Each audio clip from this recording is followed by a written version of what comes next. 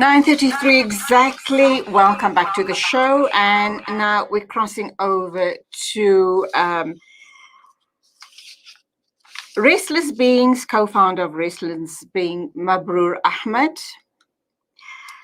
Mabrur, can you hear me? Assalamu alaikum. Welcome to the program. Wa alaikum assalam. Yes, I can hear you. Can you hear me okay? Yes, I can. Nice to be talking with you again.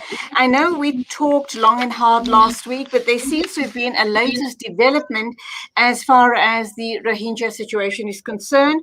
And this has to do with obviously certain members of the community that became very unruly the moment the UNHCR representatives landed on the island, and that island obviously is Bashan Char. And well, the police are saying they became unruly. I guess they were just protesting and trying to make their voices heard. How do you see the situation? What exactly went down? I think when we're talking about human communities and society, language is very, very important. And the word unruly suggests that the community of Rohingya people are under lock and key as prisoners, and that they must follow rules that they must abide by. It takes away the dignity of the community as a community, firstly, and secondly, as a refugee community. Because when you are providing refuge to someone, you know, if someone turns up to your house and they are hurt and they are wounded and they are mentally scarred, then you don't give them a set of rules to follow. You try and be as hospitable as possible.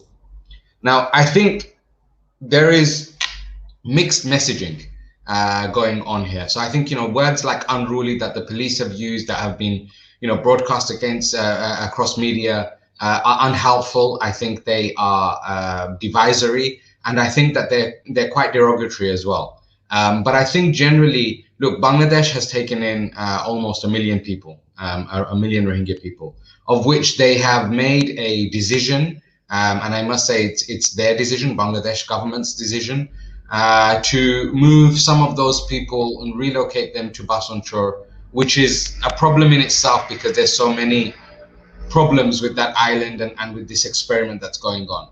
Now, once the people have been moved, of course, the Bangladesh government expect and want, as any government across the world, unfortunately, for the people to be very, very, you know, thankful and grateful that they've been given this opportunity. But the reality of it is that the people are protesting. You know, they are protesting because they have, for the very first time, you know, dignitaries coming from the UNHCR, people who they recognize and regard as international people, and people who they can voice their concerns to, because this is not the first protest that's happened on Bashan Char.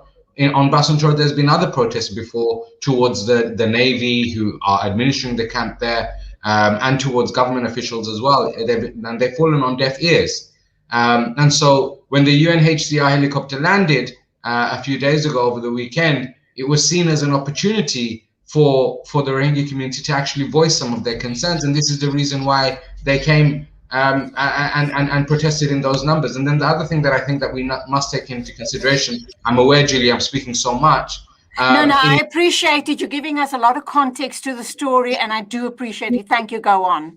Thank you. And the other thing to regard as well is when 4,000 people or 5,000 or 10,000 for that matter become unruly, it's because they've been suppressed. It's because they've been suppressed and their agency is unheard, and even unaccepted by the authorities. And so that's the reason why I think we saw images of, you know, hundreds and thousands of people running towards the UNHCR helicopter because they are almost out of desperation running in that regard. Absolutely, absolutely. I can't even begin to imagine what they're going through. Not much has been shared about the island. We also know that the conditions there are very squalid and very cramped. But do you have insight on Bashan Char? And also, I'm wondering if 850 people live there and the Bangladeshi government is hoping to send even some more people to that island. What's the infrastructure like, if there is any? How do they expect these people to survive? Has business or tradespeople started making a life for themselves? Are there raw materials available for them to move ahead? What's agriculture like? So give us a picture of that situation, because what I'm forming in my mind is really a concentration camp. That's the way I picture it. I understand.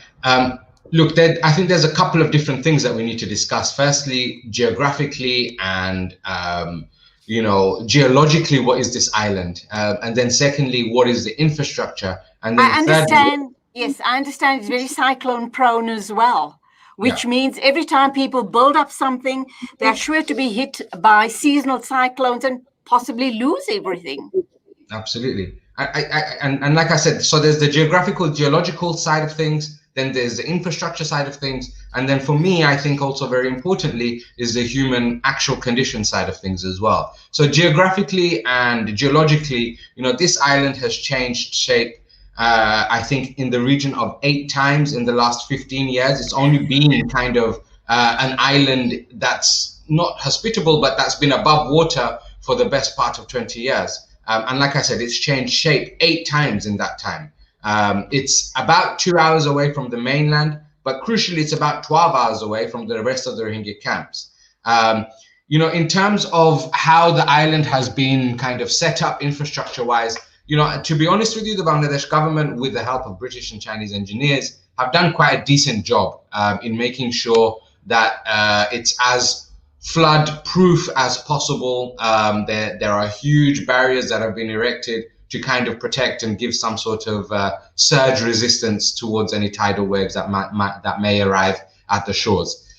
Infrastructure wise, actually, there's about 18,000 people there at the moment, and their plan is to reach to 100,000 people. And actually the shelters that have been erected are of much better condition, because they are, of course, including things like wood and metal sheets, as opposed to the bamboo huts and plastic sheets in the camp. So in that regard, it is a bit better.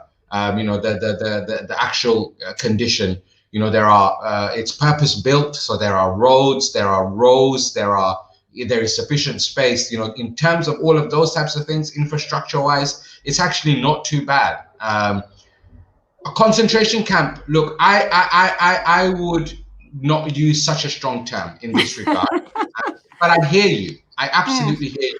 I think concentration camp is fair, because some people who are there are there almost out of force, out of volition. It's not their choice to be there. The second thing that I think, the third thing which I wanted to mention, which was, and that's the last thing. That's the last thing we're going to have to wrap up, unfortunately.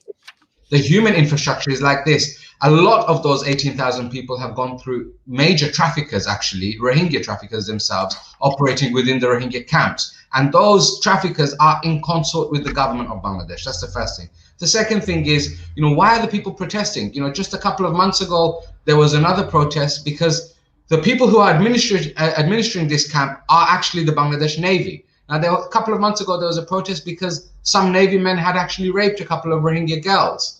Okay, Mabrur, this is very interesting. It's very important that the whole world hears about all of these issues. We've run out of time, but let's get you back on air. We really need you to unpack all of this for us. Thank you indeed for your time. No problem. Thank you.